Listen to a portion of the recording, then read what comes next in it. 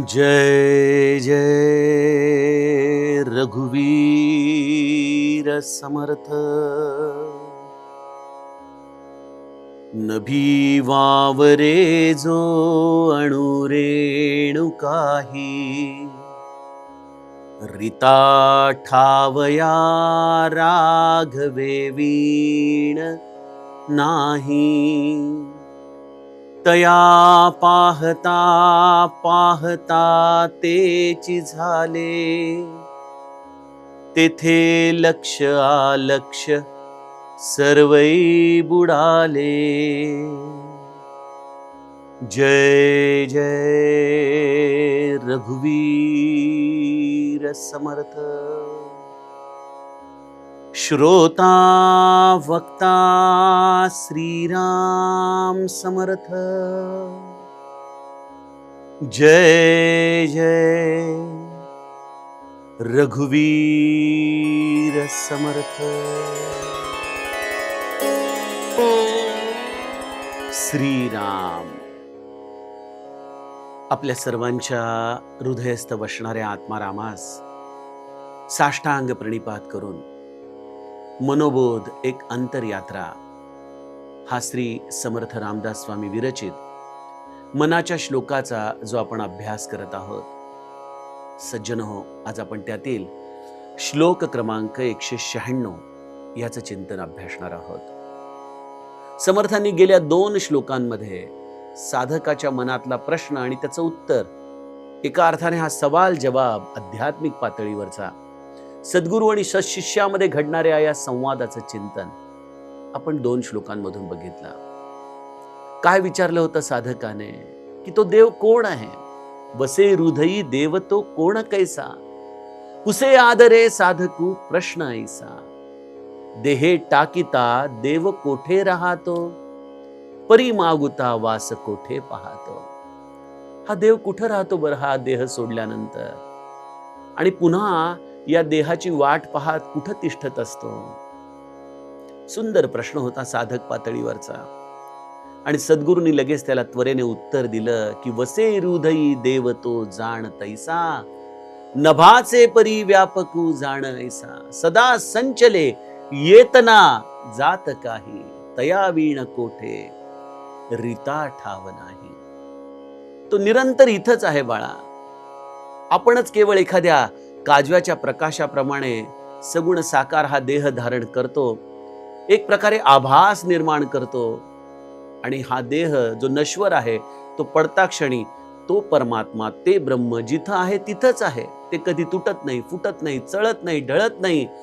अशा पद्धतीने समर्थ या थोरल्या देवाची अवस्था या सत्शिष्याच्या प्रश्नाच्या अनुषंगाने आपल्याला सांगतात। मग हा जो ब्रह्मस्वरूप अर्थात हा थोरला देव आहे, तो कसा आहे, कुठं राहतो, याचं उत्तर समर्थ आम्हाला गेल्या श्लोकाच्या विस्ताराने त्याच्याच अनुषंगाने एका वेगळ्या पातळीवरती जाऊन सांगतात। काय म्हणतात समर्थ माऊली आजच्या श्लोकामध्ये?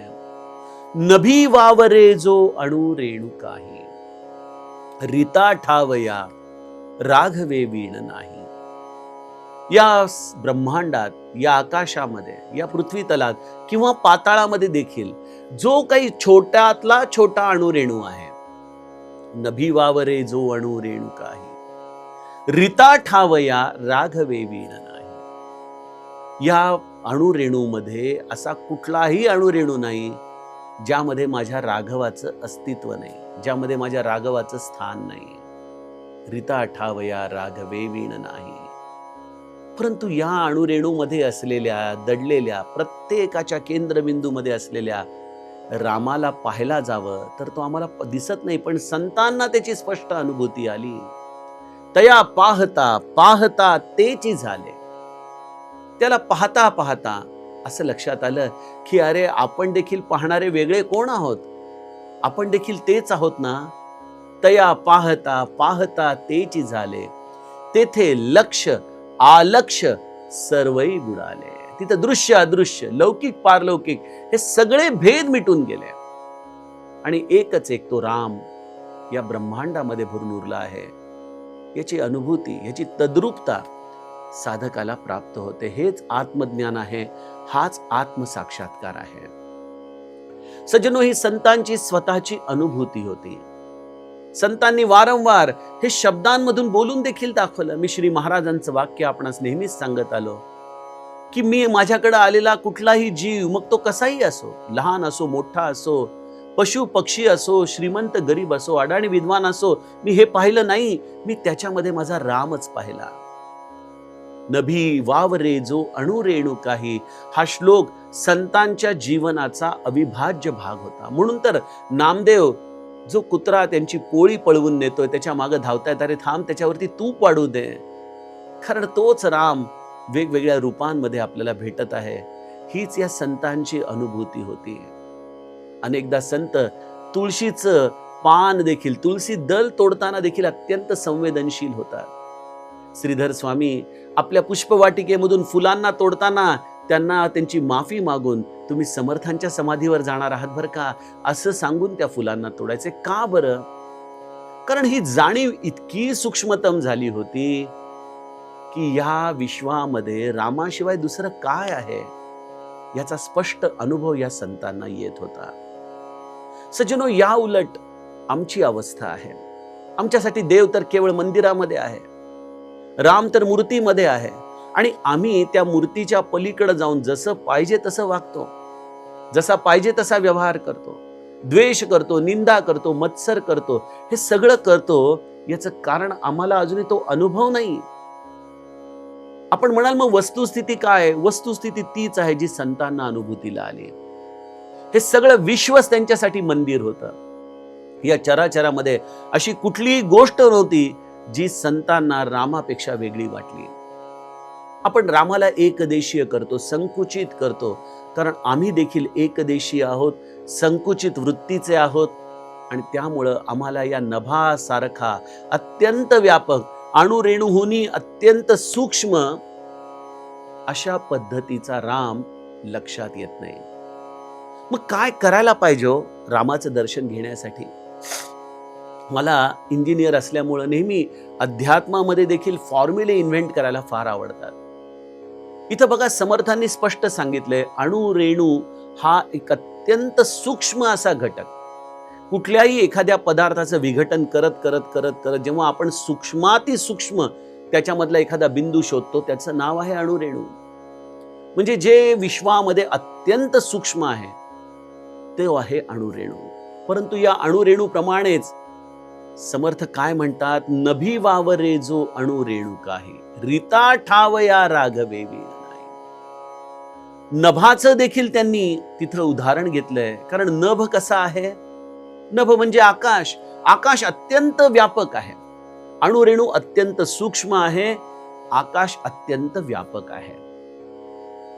साधकाला जर रामाचा अनुभव घ्यायचा असेल तर त्याची वृत्ती ही नभासारखी झाली पाहिजे, अत्यंत व्यापक, आणि त्याचं मन अत्यंत सूक्ष्म झालं पाहिजे, अणुरेणूसारखं.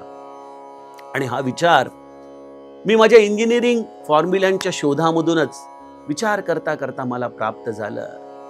वृत्तीची व्यापकता म्हणजे काय?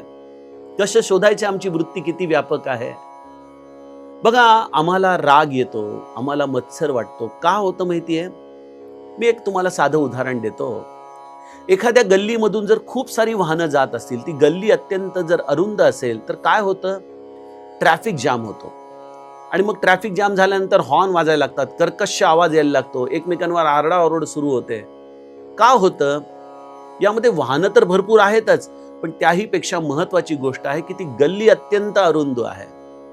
जर ती गल्लीच उद्या पुढे जाऊन सरकारने मोठी केली, त्याचं 4 लेन केले, तर तिथं या गाड्यांच्या आवनगमनामध्ये कुठल्याही प्रकारचा अवरोध होणार आहे का?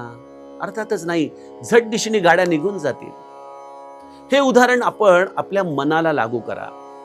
आम्हाला का त्रास होतो? का आमच्या आतमध्ये गोंधळ निर्माण होतो?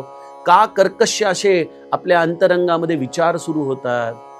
कारण आमचे विचार आणि आमची वृत्ती ही या गल्लीसारखी अरुंद झालेली असते. विचार ट्रॅफिक आहे, गल्ली अरुंद आहे. ही अरुंद गल्ली अर्थात आमची वृत्ती ही संकुचित असल्यामुळं आमचा हवेनोकपणा वाढलेला असतो आणि या हवेनोकपणाच्या पायी आमचे विचार काही केल्या पुढे जाऊ शकत नाहीत. हे असं का तसं का अशा पद्धतीचे हॉर्न आतमध्ये वाजायला लागतात. मग काय करावं? अशा वेळेला एकच मार्ग आहे की ही वृत्ती जर आपण व्यापक केली तर विचार आले काय आणि गेले काय त्याचा आपल्याला त्रास होत नाही. मग ही वृत्ती कोण व्यापक करणार? कोण सरकार करणार व्यापक? इथं मात्र स्वतःच आपली वृत्ती आम्हाला मोठी करावी लागते, रुंद करावी लागते. आणि वृत्ती रुंद करण्याचं शास्त्र कशात आहे?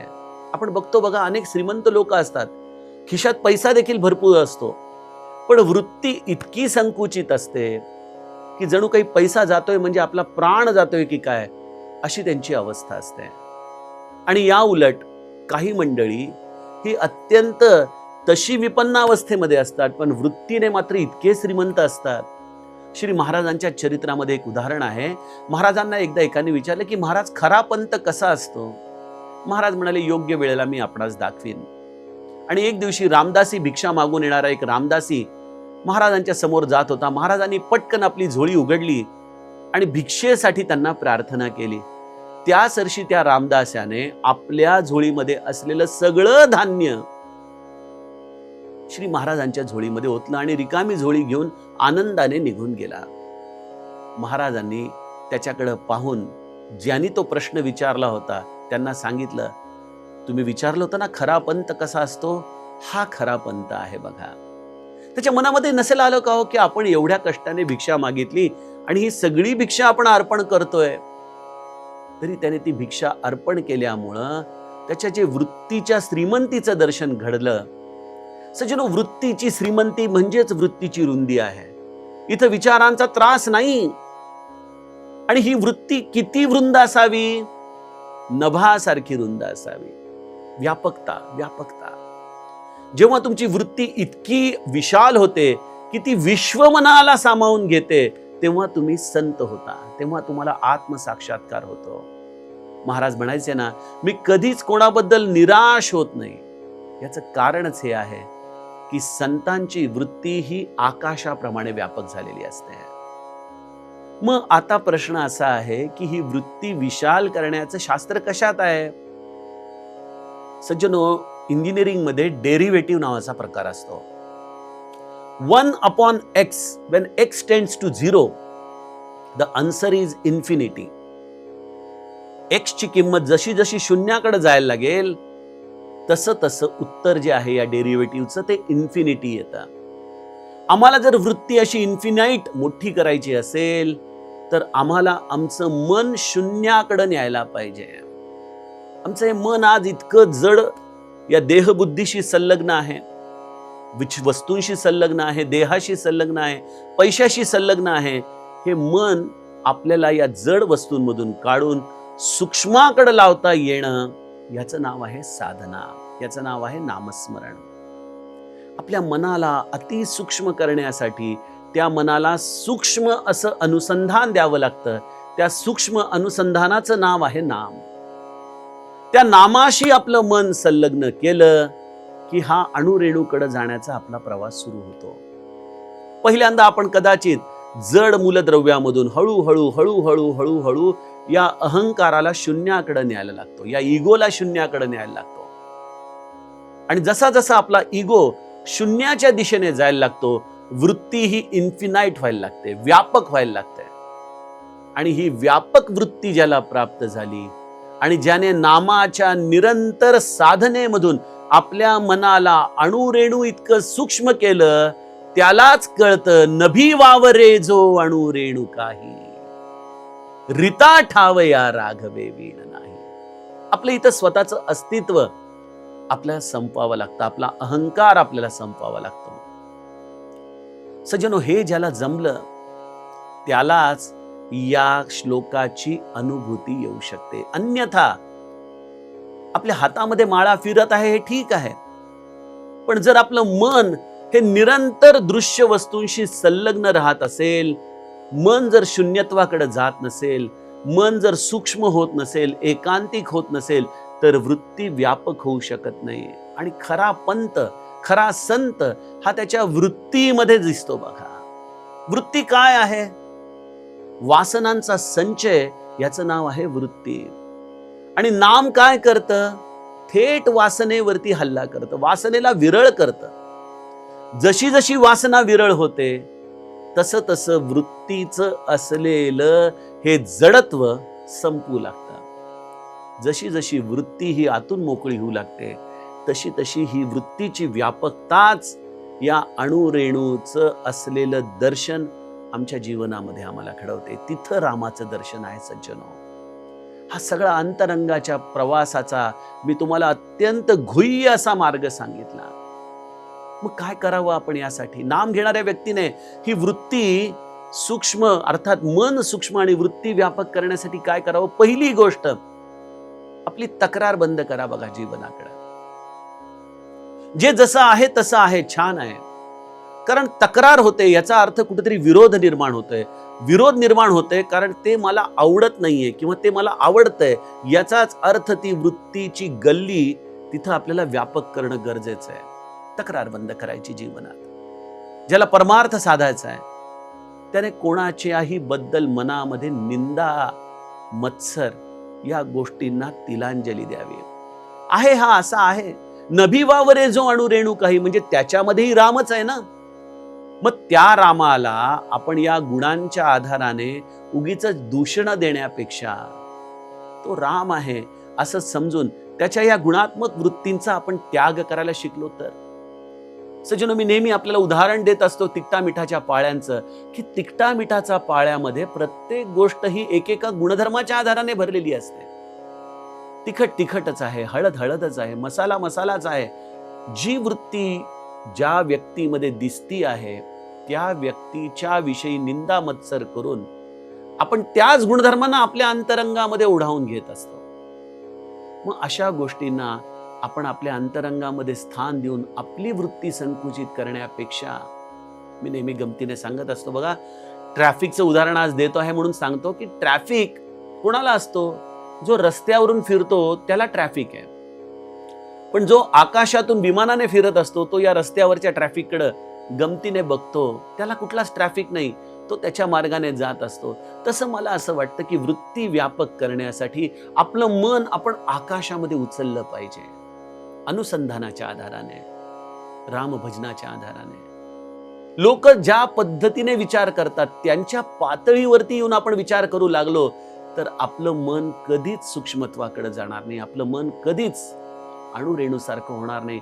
कधीच आपली वृत्ती व्यापक होणार नाही.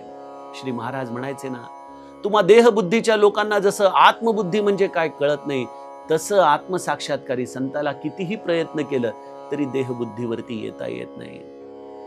तुम्ही ज्या पद्धतीने विचार करता, ज्या दृश्य जगाचा विचार करता, संत हे निरंतर आपल्या रामस्वरूपाशी निमग्न असल्यामुळं त्यांना या अशा गोष्टींचा कुठं स्पर्श देखील होत नाही.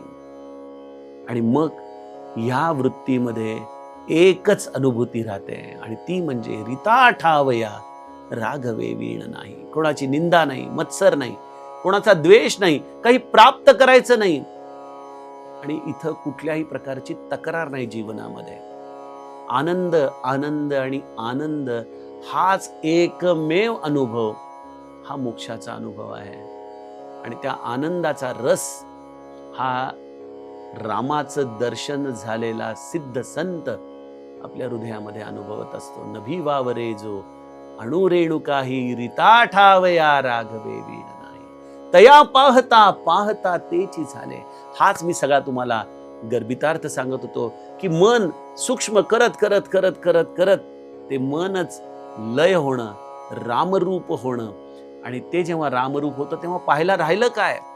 सगळीकडे तोच उरला. तिथं लक्ष आणि अलक्ष, लौकिक पारलौकिक, द्वैत भाव सगळं काही संपून गेलं. आणि ही अनुभूती आत्मारामाची हाच जीवाचा अनुभूतीचा प्रांत झाला.